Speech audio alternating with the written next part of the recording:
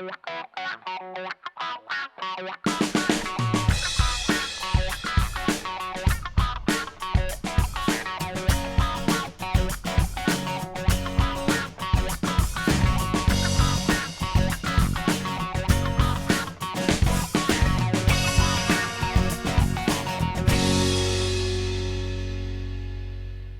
começa agora o programa Boladas e eu quero apresentar para vocês todas as nossas convidadas. Vamos começar dali do canto. Essa aqui é a Cris. Olá. Né? A Cris é arquiteta, ela frequenta a igreja há um bom tempo aí e também ela é relações públicas de cirurgia plástica. Ela tem cada coisa para contar que vocês não imaginam, né? Aqui é a nossa querida, né, advogada, pastora do Espírito Santo, Thaís, que também vai estar preenchendo, né? Todo programa precisa ter uma pessoa muito inteligente. Obrigada. Muito obrigada. A gente teve que chamar, né? Tem que ter uma inteligente no meio. Essa aqui é a Tati, né? Empresária, sabe tudo de cabelo, de moda. Empresária, proprietária do salão que deixa meu cabelo loiro, Las Ninas. Isso aí. Né? Do outro lado ali, Paula Manga, atriz maravilhosa, cantora, fotógrafa.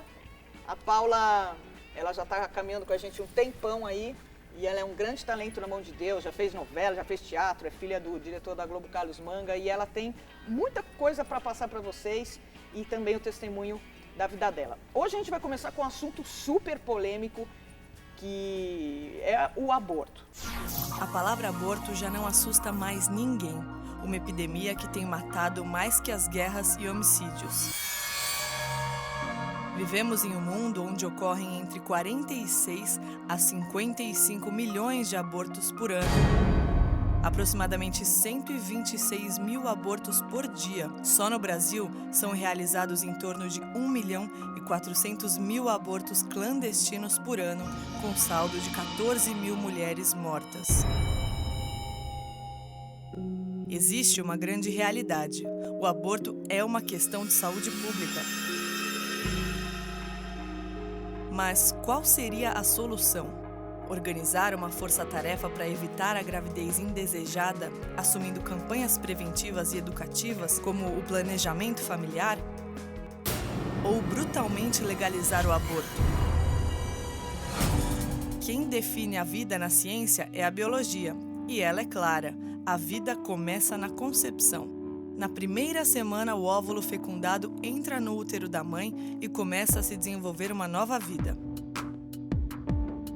Na segunda semana, começa a receber alimento da mãe. Da primeira à quarta semana, estão em formação o cérebro, o estômago, os pulmões, os rins, o fígado e o coração já começa a bater. Na quarta semana, a cabeça está em formação, os braços já estão se formando e a espinha dorsal está completa e o coração está pulsando. Na quinta semana, os olhos possuem retina e visão. Os ouvidos estão sendo formados. Braços e pernas estão completos, inclusive com os dedos das mãos e dos pés. Da sexta à oitava semana, todos os órgãos estão presentes e já formados: o rosto, a boca, a língua e o cérebro.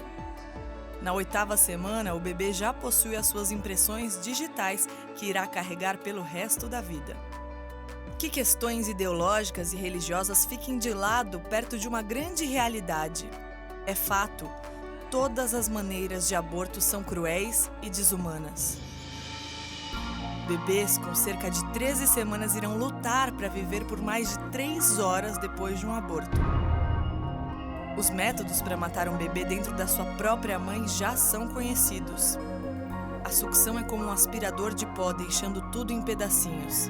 Pedaços do corpo são separados, um por um. A curetagem é quando o médico divide o bebê em pedaços dentro do útero. O método cirúrgico é quando o médico retira o bebê através de uma cirurgia no abdômen. E o método mais conhecido é por envenenamento salino. Uma solução salina é injetada na bolsa amniótica, onde o bebê morre cauterizado. O que fazer quando uma lei humana for contra a lei de Deus? Quem prevalecerá, a morte ou a vida? Eu sei que você deve ter uma opinião, cada um tem sua opinião. Como o programa chama Boladas, bolada na verdade é uma gíria que quer dizer que a gente fica meio, né, injuriado com certas situações. Eu vou falar logo de cara com que eu fico bolada no aborto. O que eu fico bolada é com essa exigência que a sociedade está fazendo, sem pensar nos valores espirituais e sem pensar no feto, sem pensar que ali já existe uma vida e sem pensar nas consequências. Então, todo mundo está querendo legalizar certas coisas sem pensar no contexto, sem pensar que, na verdade, a vida é um dom de Deus. E você, Cris? Olha, eu acho que o que me deixa mais bolada nesse assunto é a falta de consciência das pessoas em acabar banalizando a consequência desse ato, né?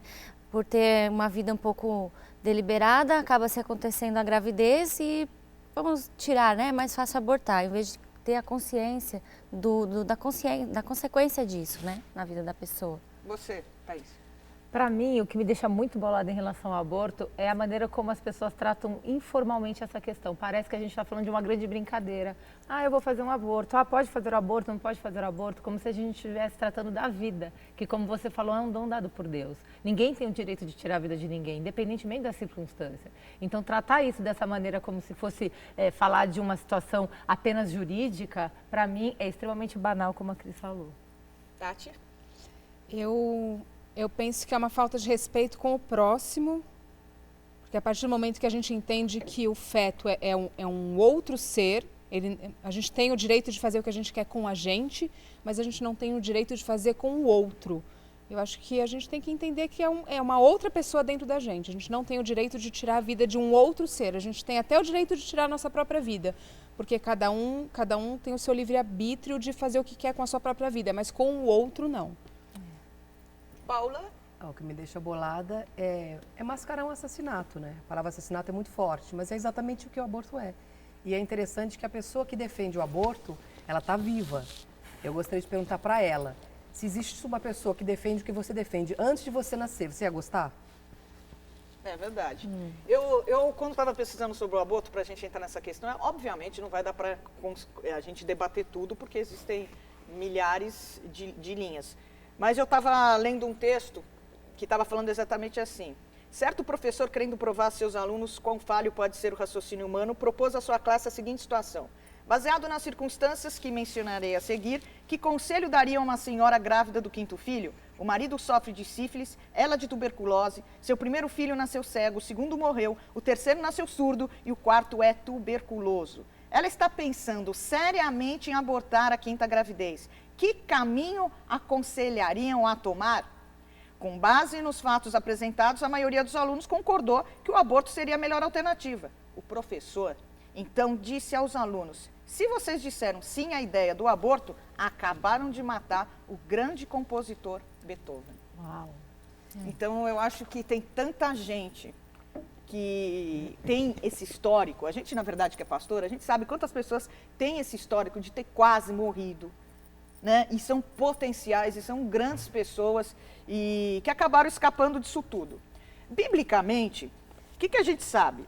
A Bíblia diz em Isaías assim, ouve-me ilhas, escutai vós, povos de longe. O Senhor chamou-me desde o ventre, desde as entranhas da minha mãe, fez menção do meu nome, fez a minha boca, qual espada aguda na sombra da sua mão me escondeu, fez-me qual uma flecha e me encobriu na sua aljava. Quer dizer, desde o ventre existe. A Bíblia fala que desde o ventre o Espírito Santo entra na pessoa, a gente é concebido ali. Você vê que ao receber Maria, Isabel, que era a mãe de João Batista, ficou tão feliz que Jesus e João Batista começaram a estremecer dentro da barriga. Como que a Bíblia fala isso? E, na verdade, a motivação desse programa na verdade, não só entrar numa questão que não vai levar a nada, porque as pessoas ficam discutindo, e assim também acontece no Congresso, uma falação que também não leva a nada e tudo aqui demora tanto, mas, na verdade, para que você que está nos assistindo desista do aborto e para você que fez, não se sentir tão culpado.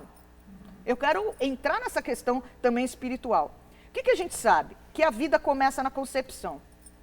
Aborto acaba sendo você matar uma vida. O feto é o agente ativo, a mãe é o passivo. O feto, Não é prolongamento do corpo da mãe, foi o que você estava falando. Se não fosse a placenta, o bebê seria destruído. Exemplo, se você pegar um óvulo fecundado de um casal negro, fecundado no útero de uma mãe branca, vai sair negro. E a gente pode estar falando também algo que parece meio maluco, mas é verdade, a diferença. A nossa diferença de um óvulo fecundado é o tempo e a nutrição. Existe vida. E eu queria que vocês estivessem logo de cara, já para a gente começar esse programa legal, podendo passar as experiências pessoais de vocês. Por exemplo, eu já posso começar com a minha. Eu nunca tive um aborto, que eu fui lá e fiz o aborto, mas eu já perdi nenê. Eu sei o que uma mulher sente quando ela está grávida. Quer dizer, quando você perde um nenê, não é assim, perdeu o nenê, faz a curetagem, vou para casa, eu estou bem. Não, você não está bem. Existe uma mudança psíquica que não tem jeito, você entra numa depressão hormonal. Você já criou toda uma expectativa, você já começou a corpo, vivenciar né? aquilo que uma mãe vai vivenciar quando a gravidez acontece. Não Mas tem o como seu você não passar corpo por isso. muda. Sem dúvida, a parte física já começa a ser Não transformada. tem jeito, desde o princípio. você sente, você fica angustiado e não sabe o que é. Eu lembro que uma enfermeira chegou para mim e falou assim, mas não mudaria nada se você perdesse com 7, 8 meses. Você sentiu o luto, você sente interiormente. E as pessoas acham que não, como se fosse entrar para fazer alguma coisa dessa forma. Eu sei que isso traz uma depressão, que isso traz uma angústia, e tem gente que não consegue se levantar disso. Então a gente vê muita mulher, por exemplo, chega na igreja e não consegue se relacionar mais com ninguém, não consegue acreditar mais em casamento, em nada, tem medo de ter filho, porque lá atrás acabou cometendo o aborto. E mulheres que se sentem culpadas, né, pastora? Eu conheço várias que já fizeram aborto num tempo em que não tinham entendimento e que até hoje carregam culpa por isso que viveram, porque é uma coisa muito traumática e que do ponto de vista espiritual traz um peso. Então, precisa ter todo um trabalho para entender que aquilo, né, houve um fato no passado que hoje a gente pode rever para o futuro, né, e viver daqui para frente. Você engravidou cedo, né? Eu engravidei cedo. Com quantos anos? O meu primeiro filho eu tive com 22 e engravidei com 21. Mas você em nenhum momento pensou isso? Não, não. Você Mas eu queria já ter- fiz um aborto. Você tinha Não, quantos anos? Eu era muito mais nova, eu tinha 16 anos. Foi do E namorado? foi muito traumático para mim, foi muito difícil. E foi de um namorado. Você foi Na época que eu não era cristã, assim, eu estava Óbvio. desviada, óbvio, e assim, para mim não tinha uma outra opção. Né? E assim, só que depois, tendo entendimento, aquilo para mim foi muito dolorido, saber que aquilo era uma vida que eu tinha tirado. Mas na sua cabeça, você fez porque você não queria casar, porque você ficou com medo da tua mãe, da confusão? Porque eu tinha convicção que eu não podia ter filho naquele momento. Naquele momento eu não tinha condições de ter filho. Eu era uma adolescente, eu era racional, eu sabia que aquilo para mim ia ser muito complicado. Mas eu não tinha o entendimento de que aquilo era uma vida, eu não consegui conceber a ideia de que eu estava tirando uma vida. Para mim eu estava preocupada comigo, com o que ia acontecer com a minha vida e eu ter que administrar uma Você criança. ficou com uma imagem traumatizada da história? Super, eu fiquei extremamente traumatizada. Eu fiquei anos com isso, carregando essa culpa. Por isso que eu até te falo da culpa. Eu vivi muitos anos com culpa. E eu Você se sentia acusada? Tipo, super acusada. Tanto é que quando eu engravidei do João Pedro, que é meu filho mais Isso que eu velho, ia que eu tinha perguntar. 21 anos, na verdade, eu fiquei apavorada, porque eu também não era... Eu morava com o pai dele, nós não éramos casados, e aquilo não era o sonho que eu tinha pra mim.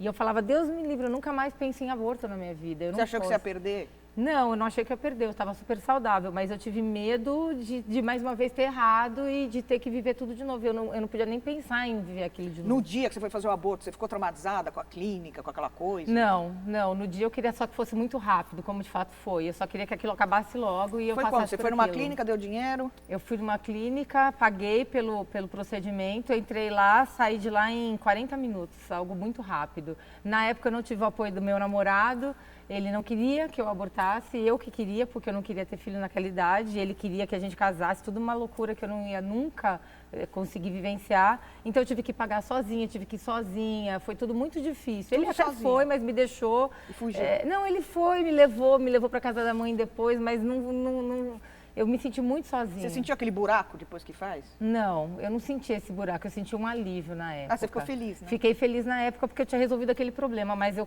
me senti muito culpada depois por ter feito isso, porque eu sabia que era errado diante da lei de Deus. Eu sabia que eu estava cometendo algo que não agradava o coração de Deus, porque Mesmo eu estava não sendo desviada. cristã. Eu estava desviada, né? Na verdade, eu tinha tido um berço cristão, eu vim de uma igreja já cristã, eu cresci num berço evangélico, mas eu estava desviada e sabia que aquilo era errado, mas naquele momento eu não pensei. Eu pensei que eu tinha que resolver o meu problema. E vocês? Comigo foi igual. Eu fiz um aborto com 18 anos de idade. E engravidei do meu namorado e eu tinha certeza que É muito louco. Você precisa ter um alívio dessa situação, né? Você precisa resolver e se livrar da situação. É tudo que você pensa. Você não pensa que é uma outra vida. Você quer resolver. Você quer resolver porque você fala, vai acabar com a minha vida. Você coloca aquela situação como se fosse destruir todos os seus sonhos. E, na verdade, é um ato de pânico. Eu penso que todo mundo que aborta é porque está em pânico. Você engravida sem estrutura nenhuma, sem estrutura emocional, de um namorado, né? Eu tinha 18, ele devia ter, sei lá, 19, 20. E você fala, vou fazer o quê? Eu com um neném hoje chegando na escola, na faculdade. O que eu vou fazer? Acabou. Então acabou tudo. E aí você se coloca em primeiro lugar. Exatamente. Né? A gente tem esse egoísmo, né? de quando você não está na presença de Deus, você, na verdade, é o seu próprio Deus. Né? Você é Deus. Então você se coloca nessa situação de que você resolve a sua vida, você cuida do seu corpo, você manda no seu corpo e como se aquilo fosse um intruso no seu sonho. Você dirige a sua vida, né? Como se você não tivesse culpa, que aquilo veio para destruir. Né? Você vai lá e resolve e faz. Mas é uma agressão disfarçada. Porque foi muito louco quando eu defendi o aborto a vida toda e tal, antes de me converter, porque eu acho que a mulher tem o direito de fazer o que quiser com o corpo dela, e porque a mulher tem que não sei o quê, porque você tem que colocar em primeiro lugar a sua vida, e que de repente você pode até acabar com a vida da criança, se você tiver uma criança agora, porque você vai ser uma péssima mãe, e você acaba pregando isso, né, entre minhas amigas, que é uma coisa de que eu cuido do meu corpo, a minha profissão está em primeiro lugar, porque no mundo a família nunca está em primeiro lugar, a profissão, se o seu namorado atrapalhar a sua profissão, você se livra do namorado. Se o seu filho atrapalhar a sua profissão, você se livra do seu filho. Então é uma inversão de valores. E quando eu me converti, a primeira coisa... os meios, né? Você tem que chegar naquela meta, então o que você tiver que fazer... É o contrário. Ok. E quando eu me converti, quando eu entrei numa igreja e aceitei Jesus, não foi no primeiro dia, porque o primeiro dia eu só chorei. Mas na segunda vez que eu fui numa igreja já... que eu entrei quebrantada, eu chorava e pedia perdão compulsivamente pelo aborto que eu tinha feito. Muito louco, sendo que eu não achava que era errado. Eu fui convencida pelo Espírito Santo. Né?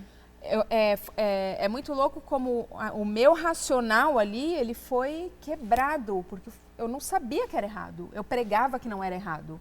E de repente eu estava chorando, pedindo perdão para Deus, eu via sangue, eu me senti assassina, eu tive o peso, Deus me deixou sentir a culpa, na verdade, a gente tem que ter a culpa, né, para depois a gente se perdoar.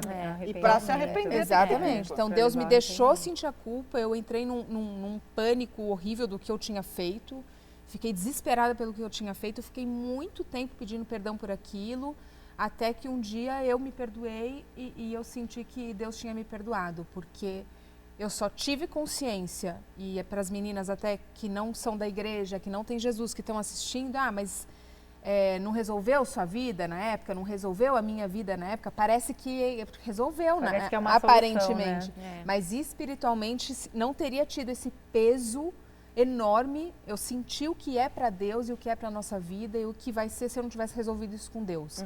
Eu acho que eu carregaria isso sem saber, mascarada, né, daquele jeito mascarado de mentirinha, como se fosse uma coisa normal, só que eu teria, por exemplo, depressão, não saberia de onde veio, ou eu teria problemas com o meu marido e eu não saberia de onde veio, ou se eu engravidasse de novo eu ia ter um pânico, não saber lidar com o meu filho. Eu não sei o que isso ia... Você tratou o trauma. Então. Só que mesmo você tratando esse trauma, na época que teve aquela coisa de porque ter que fazer escondido, o aborto e tal, você sentiu fisicamente alguma angústia? Senti, eu me lembro que quando eu estava...